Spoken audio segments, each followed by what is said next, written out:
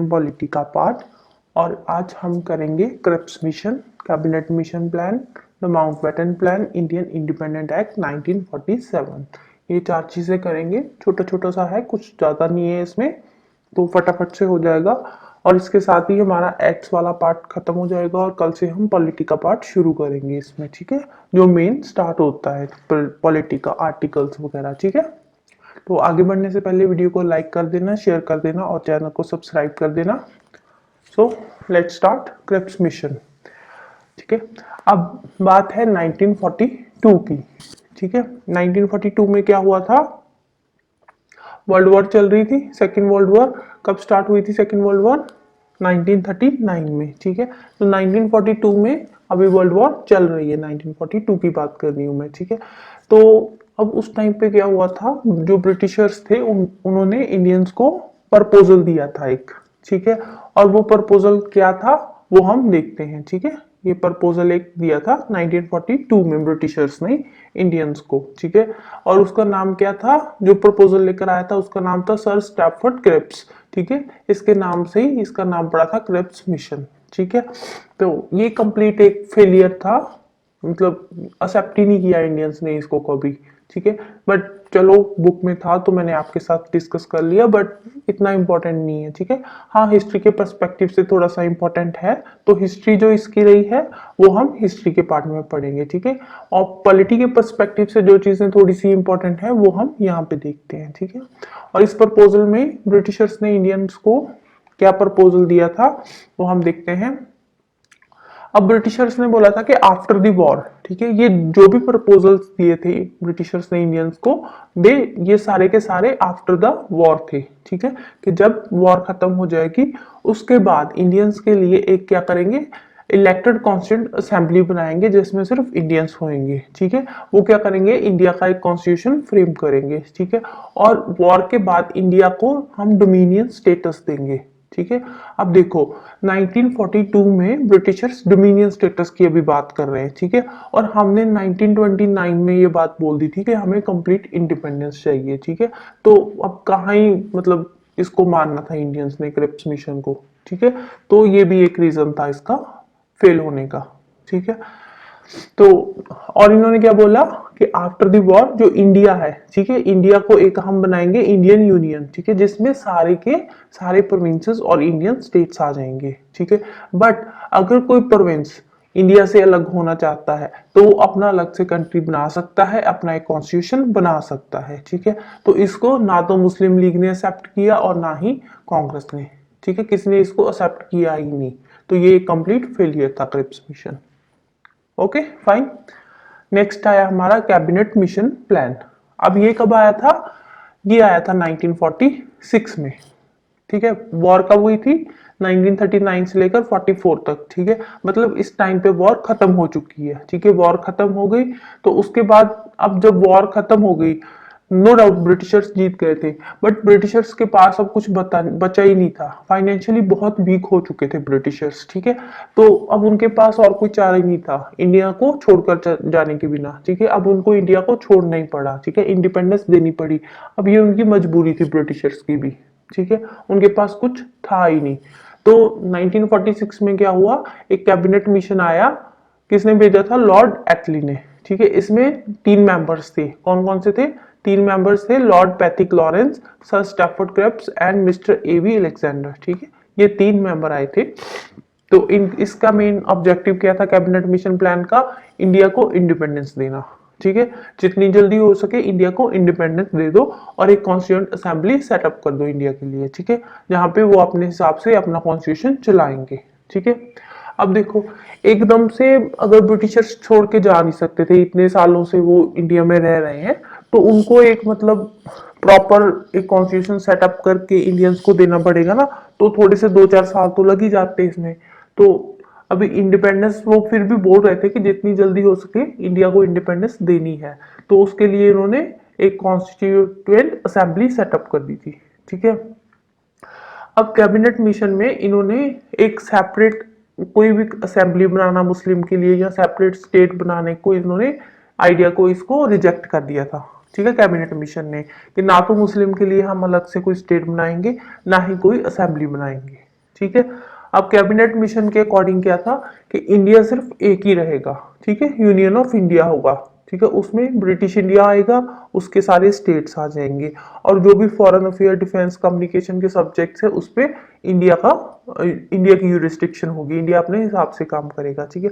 और जो residuary powers है वो सारी प्रोविंसेस और स्टेट्स के पास चली जाएगी, ठीक है। ये था कैबिनेट मिशन। और इसमें क्या क्या था, और इसमें था कि जो एग्जीक्यूटिव एंड लेजिस्लेचर है, ठीक है, प्रोविंसेस और स्टेट्स के, ठीक है, union was to have an executive and legislature consisting of representative of provinces and states, ठीक है, दोनों को रिप्रेजेंट करेंगे, प्रोविंसेस को भी और स्टेट्स को भी, ठीक है। अब यूनियन में दो ऑर्गन होंगे, एक एग्जीक्यूटिव होएगा और एक होगा लेजिस्लेचर, ठीक है। अब दोनों ये, इसमें कौन कौन से मेंबर आएंगे, इसमें प्रोविंसेस के भी आएंगे और स्टेट्स के भी आएंगे, ठीक है, दोनों में। अब कोई भी जो मेजर डिसीजन होगा कम्युनल इशू को लेकर, ठीक है, अगर उस पर कोई डिस्कशन करनी है या उस पर कोई डिसीजन लेना है तो वो प्रॉपर मेजोरिटी से ही होगा, ठीक है। मेजर कम्युनल इशू को लेकर अगर कोई भी डिसीजन लेना है तो अकॉर्डिंग टू क्रिप्स मिशन वो एक प्रॉपर मेजोरिटी से होगा, ठीक है। मेजोरिटी क्या होगी, प्रेजेंट एंड वोटिंग दोनों की मेजोरिटी होनी चाहिए, ठीक है। अब नेक्स्ट क्या था, provinces could form groups with executives and legislatures and each group could be competent to determine the provincial subjects, ठीक है। अब जो प्रोविंसेस हैं, ठीक है, वो एग्जीक्यूटिव और लेजिस्लेचर ग्रुप्स बना सकते हैं, ठीक है, और वो अपने अपने प्रोविंशियल सब्जेक्ट को देखेंगे, ठीक है। ये था आपका कैबिनेट मिशन प्लान, ठीक है। अब इन्होंने पूरा प्रॉपर एक सेटअप तैयार कर दिया इंडिया को इंडिपेंडेंस देने के लिए, ठीक है। और इसके बाद आया माउंटबेटन प्लान, इसमें कुछ खास नहीं था, ठीक है। अब पार्टीशन हो गई तो इसमें एक मतलब इन्होंने पावर्स ट्रांसफर कर दी इंडिया को, ठीक है, माउंटबेटन प्लान के अंदर मेजरली, ठीक है, जो पावर्स थी वो इंडियंस को ट्रांसफर कर दी, पार्टीशन हो गई कंट्री की, ठीक है। अब पार्टीशन तो हो ही गई थी तो इसने फॉर्मली मतलब एक स्टेटमेंट दे दी पार्टीशन की, ठीक है। कब दी थी, 3 जून 1947 को ब्रिटिश गवर्नमेंट ने, ठीक है। और माउंटबेटन प्लेन में मेजरली इन्होंने इंडियंस को पावर्स ट्रांसफर करी थी, ठीक है, ये एक इंपॉर्टेंट चीज है इसमें। नेक्स्ट आता है हमारा इंडियन इंडिपेंडेंस एक्ट 1947, ठीक है। इसमें क्या हुआ था, अब इंडिया पाकिस्तान दो कंट्रीज बन चुके थे, ठीक है। अब 1935 का जो एक्ट था, गवर्नमेंट ऑफ इंडिया एक्ट 1935, ठीक है, दोनों ने अपने अपने हिसाब से इसमें अमेंडमेंट्स कर ली, ठीक है, और एक इंटरिम कॉन्स्टिट्यूशन असेंबली बना दी ताकि वो दोनों कंट्रीज अपना एक फ्यूचर कॉन्स्टिट्यूशन बना सके, एक सेटअप कर सके, ठीक है। अब इंटरिम कॉन्स्टिट्यूएंट असेंबली क्या होती है, ठीक है।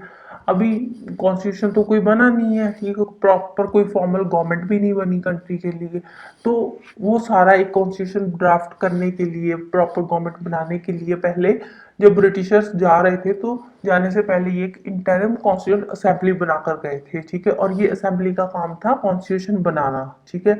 अब जैसे कॉन्स्टिट्यूशन बन गया, अपना एक प्रॉपर गवर्नमेंट का सेटअप हो गया, तो उसके बाद जो इंटरिम कॉन्स्टिट्यूशन असेंबली थी वो अपने आप खत्म हो गई, ठीक है। 15 अगस्त 1947 के बाद, ठीक है, इंडिया जो था, इंडिया को इंडिपेंडेंस मिल गई, ठीक है। और जो ब्रिटिश क्राउन की जो डिपेंडेंसी थी, जिस पे डिपेंडेंट थी, वो अब खत्म हो चुकी थी, ठीक है। अब इंडिया एक इंडिपेंडेंट स्टेट बन गया था। और ब्रिटिशर्स के टाइम पे जो भी कोई ट्रीटी रिलेशंस रहे थे ट्राइबल एरियाज के साथ, वो 15 अगस्त के बाद अपने आप खत्म हो गए थे, ठीक है। वो क्योंकि ब्रिटिशर्स के टाइम पे हुए थे, अब ब्रिटिशर चले गए तो वो ट्रीटीज भी उनके साथ ही सारी खत्म हो गई, ठीक है। फिर 6 जुलाई 1947 को एक रिफरेंडम हुआ था असम में, सिलहट एरिया में, ठीक है। और उस रिफरेंडम में ये डिसीजन लिया गया कि जो सिलहट एरिया है, ठीक है, सिलहट का, वो क्या करेगा, वो ईस्ट बंगाल को ज्वाइन करेगा, ठीक है। और ईस्ट बंगाल क्या था, एक नई कंट्री थी पाकिस्तान, जो आज के देश में बांग्लादेश है, ठीक है, उस टाइम पे पाकिस्तान था। तो वो जो सिलहट का एरिया था वो ईस्ट बंगाल में चला गया, ठीक है।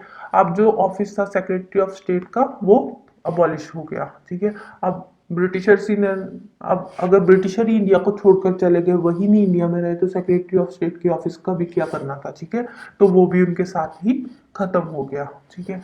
और वाइसरॉय जो और गवर्नर्स जो थे, वाइसरॉय गवर्नर्स, उनके पास जो भी लेजिस्लेचर की पावर्स थी वो भी खत्म हो गई।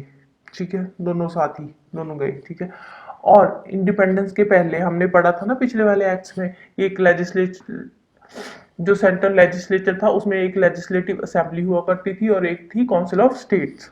ठीक है, अब 14 अगस्त तक तो ये दोनों थे और उसके बाद ये दोनों खत्म हो गए। ठीक है, जैसे ही ब्रिटिशर छोड़ के चले गए ये दोनों भी अपने आप ही खत्म हो गए। ठीक है, तो बना गया एक इंटरिम कॉन्स्टिट्यूएंट असेंबली बनी। ठीक है, और वो अपनी कंप्लीट सॉवरेनिटी से अब काम करने लग गई। ठीक है, अपना कॉन्स्टिट्यूशन बनाने में लग गई अपना। ठीक है, तो इसके साथ ही आज का ये लेक्चर खत्म होता है। तो अगर आपको कोई भी डाउट है इस लेक्चर के रिगार्डिंग, ठीक है, तो आप मुझे नीचे कमेंट बॉक्स में पूछ सकते हैं। तो thank you, bye bye, have a nice day.